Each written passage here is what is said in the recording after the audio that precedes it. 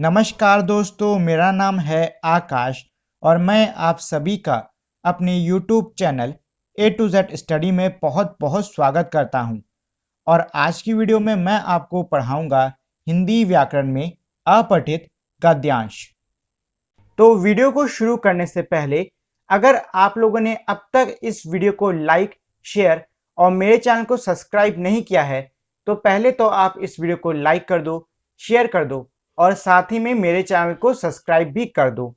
और अगर आप लोगों ने अब तक मेरे टेलीग्राम चैनल को भी ज्वाइन नहीं किया है तो प्लीज़ आप लोग जाके उसको भी ज्वाइन कर लीजिए, क्योंकि मेरे YouTube चैनल पर आने वाले जितने भी वीडियो होते हैं उनके जो PDF हैं वो आपको मेरे टेलीग्राम चैनल पर ही मिलेंगे। तो अगर आप लोगों ने अब तक टेलीग्राम को ज्वाइन नहीं किया है तो जाके आप उसको भी ज्वाइन कर लो। अपठित गद्यांश, देखिए अपठित गद्यांश जो हमारे होते हैं ये होते तो वैसे बहुत आसान है, बस फर्क ये है कि आपको पता होना चाहिए कि इनमें करना क्या है। तो पहली चीज तो ये है, अपठित गद्यांश के अंदर कोई भी आपका गद्यांश दिया होता है, मतलब कोई भी पैसेज दे रखा होता है और फिर उस गद्यांश से जुड़े हुए प्रश्न उसमें नीचे दिए जाते हैं। अब प्रश्न अलग अलग रूप में आ सकते हैं, हो सकता है प्रश्न उत्तर के रूप में आ जाए, हो सकता है रिक्त स्थान के रूप में आ जाए, हो सकता है सही गलत के ऊपर में आ जाए, मतलब किसी भी रूप में आपके प्रश्न आ सकते हैं। ठीक है, तो देखिए गद्यांश में आपको कुछ चीजों का ध्यान देना है, जो कि ये है कि गद्यांश को अच्छी तरह से पढ़कर समझो और फिर दिए हुए प्रश्नों का उत्तर देना होता है, मतलब दिए हुए प्रश्नों का उत्तर सही से दीजिए। बस यही एक मुख्य चीज होती है हमारी अपठित गद्यांश में। अगर आप इस चीज का ध्यान देते हो तो आपके अपठित गद्यांश में कभी भी कोई भी आपको दिक्कत नहीं होने वाली और कभी भी इसमें आपके कोई भी नंबर नहीं कटेंगे। तो अब चलिए दो तीन अपठित गद्यांश हम लोग कर भी लेते हैं। तो ये पहला है गद्यांश जो कि मैंने आप लोग के लिए यहाँ पे दिया है। तो ये है, किसी तालाब में एक बातूनी कछुआ रहता था।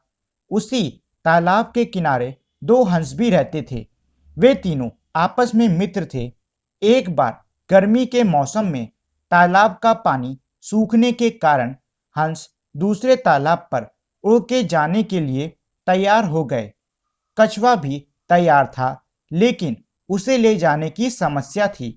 कछुए ने उपाय बताया कि दोनों हंस अपनी चोंच से एक लकड़ी के सिरे को पकड़ लेंगे और वह उस लकड़ी को अपने मुंह से पकड़ लेगा, जिससे तीनों मित्र एक साथ ही तालाब पर रहेंगे।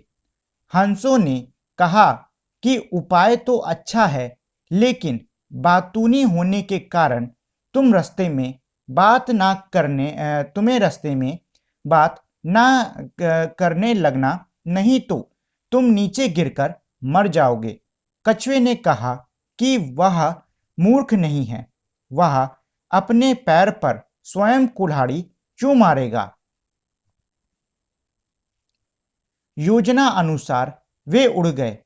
रास्ते में कुछ लोगों की बात सुनकर कछुआ बोल पड़ा और नीचे गिरकर अपनी जान खो बैठा।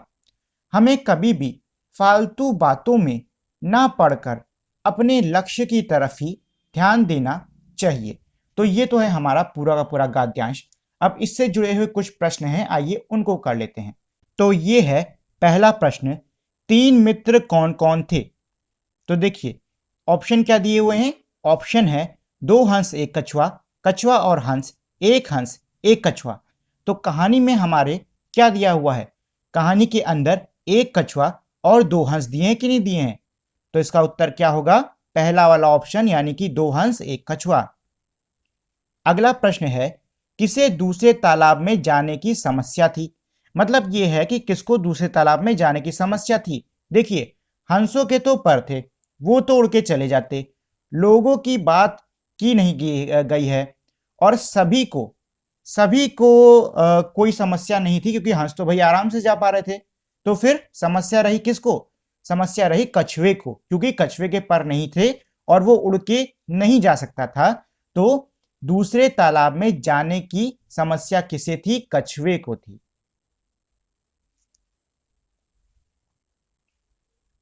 अगला है तालाब सूख गया क्योंकि। तो तालाब क्यों सूख गया था? बहुत गर्मी थी, बहुत सर्दी थी, बहुत वर्षा थी, उपयुक्त में कोई नहीं। देखिए, वर्षा तो हो नहीं सकती, ठीक, सर्दियां भी नहीं हो सकती, सर्दियों में तालाब नहीं सूखता है। क्या हो सकती हैं? गर्मियां। ऊपर हमारे पैसेज में क्या दिया हुआ है? गर्मियां थी, है कि नहीं? गर्मियों का मौसम था, लिखा है कि नहीं लिखा है? ठीक है। ऐसे ही चौथा है, हंसों ने कहा कि उपाय तो अच्छा है पर। ऑप्शन पहला, तुम बातूनी होने के कारण रास्ते में बात नहीं करना। जी हाँ, बिल्कुल सही, यही चीज हंसों ने कही थी। क्या कही थी? कि तुम बातूनी हो, रास्ते में मुंह मत खोल देना, नहीं तो नीचे गिर के अपनी जान से हाथ धो बैठोगे, और वही हुआ। अगला है, अपने पैरों पर स्वयं कुल्हाड़ी मारने का अर्थ है। तो इसमें पूछे कि अपने पैरों पर स्वयं कुल्हाड़ी मारने का क्या अर्थ होता है? तो इसके चार ऑप्शन है, अपना नुकसान स्वयं करना, अपना फायदा करना, अपने कार्य स्वयं करना, स्वयं कुल्हाड़ी मारना। ना ये होगा, ना ये होगा, ना ये होगा। पहला होगा अपना नुकसान स्वयं करना। अब देखिए, इसमें अगला प्रश्न है सही या गलत। मतलब आपको नीचे ये जो हमारे वाक्य दिए हैं इनको पढ़ना है और फिर बताना है ये वाक्य सही है या गलत। तो पहला वाक्य है, ठंड का मौसम होने के कारण तालाब का पानी सूखने लगा। मौसम किसका था? गर्मी का था भाई, ठंड का नहीं था। तो ये क्या हो गया? ये हो गया गलत।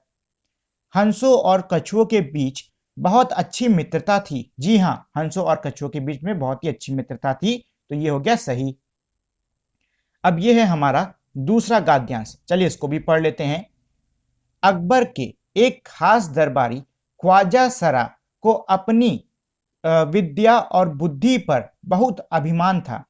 बीरबल को तो वे अपने सामने नीच बालक और मूर्ख समझते थे, लेकिन अपने ही सामने से तो कुछ होता नहीं।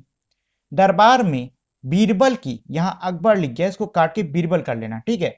बीरबल की तूती बोलती थी और ख्वाजा साहब की बात ऐसे लगती थी जैसे नकार खाने में तूती की आवाज।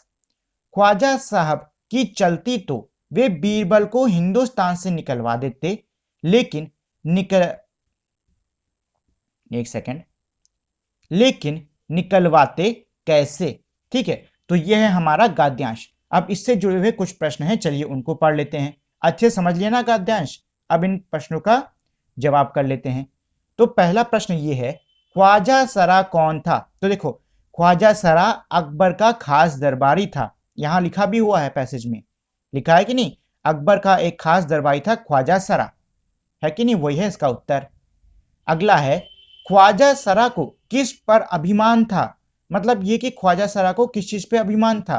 तो इसमें लिखा भी हुआ है, उनको अपनी विद्या और बुद्धि पर बहुत अभिमान था। तो किस पे अभिमान था?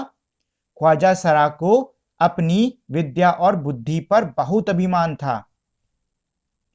अगला प्रश्न है, दरबार में किसकी तूती बोलती थी? तो दरबार में किसकी तूती बोलती थी? दरबार में बीरबल की तूती बोलती थी। अगला प्रश्न है, ख्वाजा सरा बीरबल को क्या समझते थे? जो ख्वाजा सरा हैं वो बीरबल को क्या समझा करते थे? तो देखिए यहां पे हमारा पैसेज में दिया हुआ था, ये है, बीरबल को तो वह अपने सामने नीच बालक और मूर्ख समझते थे। तो इसका ये होगा, नीच बालक और मूर्ख। तो इसका उत्तर होगा, ख्वाजा सरा बीरबल को नीच बालक और मूर्ख समझते थे। आखिरी प्रश्न है इसमें, ख्वाजा सरा बीरबल को कहां से निकलवाना चाहते थे? तो इसका उत्तर आपको आखिरी में मिलेगा, यह है, ख्वाजा सरा की चलती तो वे बीरबल को हिंदुस्तान से निकलवा देते। कहां से? हिंदुस्तान से। तो ख्वाजा सरा कहां से निकलवाना चाहते थे? ख्वाजा सरा बीरबल को हिंदुस्तान से निकलवाना चाहते थे। ठीक है, इस तरीके से गद्यांश पढ़ा जाता है और उसके दिए हुए प्रश्न ढूंढे जाते हैं। अब देखिए यहां पे आगे है रिक्त स्थान भरो। तो इसमें क्या दिया हुआ है? पहला है, अकबर के दरबार में खाली जगह की तूती चलती थी। तो अकबर के दरबार में किसकी तूती चलती थी? बीरबल की। तो यहां लिखोगे बीरबल। क्या लिखोगे? बीरबल। ठीक है। ख्वाजा सरा, ये का हो गया, यहां पे खा कर लीजिएगा आप लोग। ख्वाजा सरा को अपनी खाली जगह पर बहुत अभिमान था। ख्वाजा सरा को किस पे अभिमान था? अपनी विद्या और बुद्धि पर। तो यहां भरोगे, ख्वाजा सरा को अपनी विद्या और बुद्धि पर बहुत अभिमान था। ठीक है, इस तरीके से किया जाता है अपठित गद्यांश। सबसे पहले आपको अपठित गद्यांश को अच्छे से पढ़ लेना है। उसके बाद में उसके नीचे जो भी प्रश्न पूछे हैं उनको अच्छे से समझिए और फिर आपको उनके उत्तर देने होते हैं। तो ये तरीका होता है अपठित गद्यांश करने का। उम्मीद है अब आप लोग को अपठित गद्यांश क्या होता है ये समझ में आ गया होगा। और अगर आपके मन में अपठित गद्यांश को लेकर कोई भी सवाल है, कोई भी प्रश्न है, तो आप मुझे नीचे कमेंट सेक्शन में पूछ सकते हो, मैं आपको उसका जवाब जरूर दूंगा। तो आज के लिए इतना ही। और अगर आप लोगों ने अब तक मेरी इस वीडियो को लाइक, शेयर और मेरे चैनल को सब्सक्राइब नहीं किया है तो इस वीडियो को लाइक कर दें, शेयर कर दें और साथ ही मेरे चैनल को सब्सक्राइब कर दें। तो इसी के साथ में हमारी आज की वीडियो यहीं पे खत्म होती है। मिलते हैं हम लोग अपनी अगली वीडियो में, तब तक के लिए नमस्कार।